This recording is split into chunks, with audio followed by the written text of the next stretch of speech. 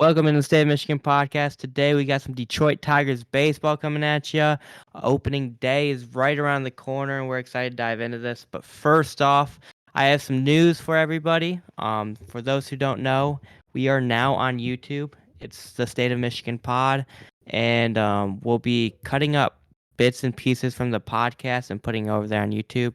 So if you guys are interested, to just see the small clips from our podcast and several videos, cutting up our podcast in one central location, head over to the YouTube State of Michigan podcast, and we'll see you guys over there.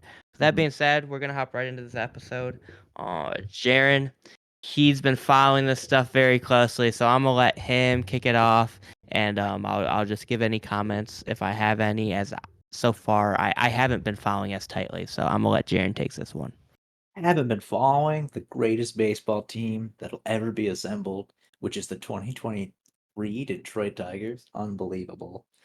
I'm so excited about this season, and it's only because the Michigan basketball sucked. And then I know that within a month's time, my heart will be crushed, and then everything will be downhill from there. But for right now, I'm excited about a new baseball season. A lot of things to really reflect on from last year. I think, we can all safely say that last year was very disappointing for Tigers fans. Terrible, like the last Terrible. 7 years. Yeah, I remember opening day. They're all on this brand about how this is a new era of Tigers baseball. They had these whole hype videos about how this is different. This year is going to be different. And then I watched first 2 months, and it was the worst brand of baseball we played in a pretty long time, since like Couldn't 7. couldn't hit a ball into an ocean. Oh my god. I can't even describe. I can't go back there again. That's a dark place. But this year, I'm hoping that something changes. They have a whole new staff when it comes to hitting. They retained a lot of, or they didn't retain a lot of those same guys from a year ago. The only guys they Thank did God. retain, yes, the only guys they kept was, I believe, I think it was just Federer and maybe some of his staff. But other than that, first base coaches, third base coaches, you name it, everybody's gone. Avila's gone. That was fantastic. Oh my God, thank the Lord. Yeah, Bum I can't. ass. Who was worse? A- Actually, this isn't even a question, but I was gonna say who was worse, Al Avila or Alex Avila? Definitely Al. Definitely Al. Alex But was actually pretty good. Alex, well, not Alex had a good last year, which we then traded him at the trade deadline. So it was really a good last half year with us. But outside of that, he sucked because he couldn't beat the shift.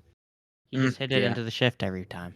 Which is a note about the new baseball this year. It's going to be changing. There's no more infield shifts.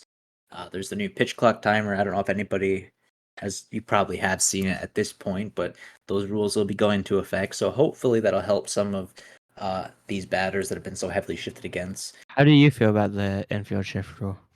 I love the shift rule. I think it needed to be done a while ago. I think when you're seeing like left fielders be pulled into second base and you got like 4 or 5 guys on one side of the infield, that's just, to me, I hated that, and it felt like it was way too much. It didn't feel like baseball at that point.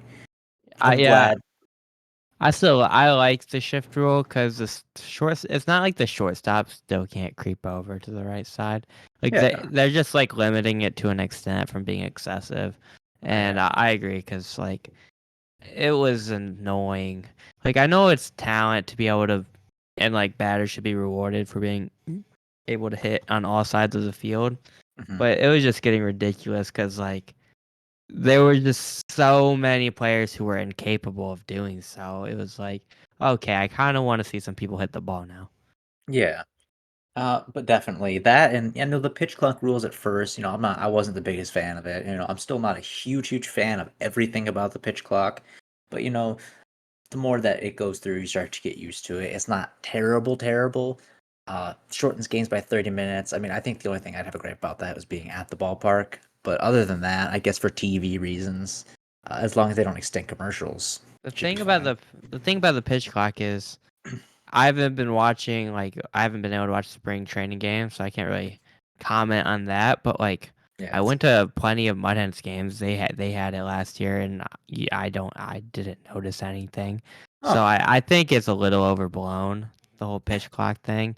Like, we've seen some of the media be like, "Oh, look at what happened to this player because of the pitch clock, and he wasn't expecting it, and he took too much time, and the last out was called because of the pitch clock, and blah, blah, blah." It's just players not used to it. It's, Yeah. like, by the freaking a month into the season, even maybe from the start of the season, I don't think you're gonna see any problems with it.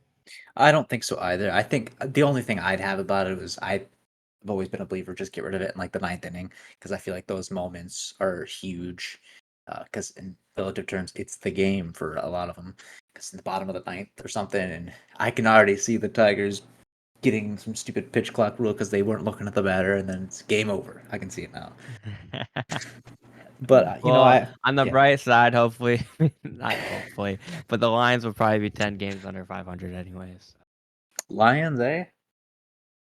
Did I Lions say picking up. Lions? You said Lions, dude. Lions Oh, coming up I the meant bat. Tigers. I meant Tigers. Uh, Sorry, my head's still in football season yeah, because, you know, they're getting follow that baseball. 24/7. But Yeah. we're getting baseball mode now.